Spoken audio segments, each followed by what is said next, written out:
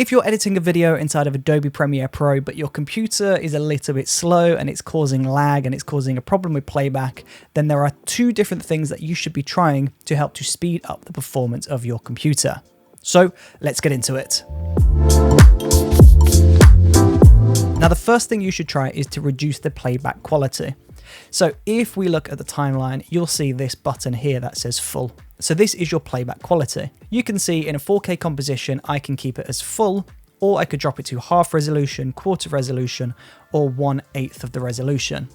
So you can see it goes really pixelated when I play back. But the great thing is it won't export like that, it only playbacks like that. And you'll notice as well, when I play that, but when I stop, it goes sharp again. And that is because my paused resolution is also set to full. So if I click the settings icon, go into pause resolution, I can drop the resolution of that as well. And as long as you don't have a really busy timeline or you don't have a really old computer, then this should work 9 times out of 10. But if your computer is still having a hard time, then this is where I would recommend a proxy workflow.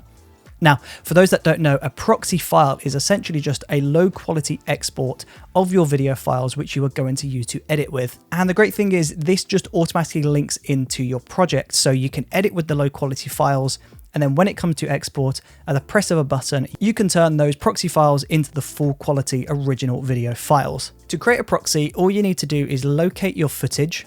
So it's going to be these 3 videos in my example. We'll right click, then we'll go to proxy, and create proxies. Now you're going to get a few different settings here, but the format is either going to be H.264 or QuickTime. Then in preset, you've got all of these options, but I'm going to select ProRes Low Resolution Proxy. Then you can either place this next to the original media in a proxy folder, or you can place this wherever you like. But I'm just going to place this on the timeline in a proxy folder. And I'm just going to press OK. And that is going to send those files into Adobe Media Encoder, and Media Encoder is just going to export those low quality video files. So as you can see, this is now automatically just exporting those videos for us. And if we go on to the desktop, you can see all of these proxy files are there. So they're being exported, and already that has finished.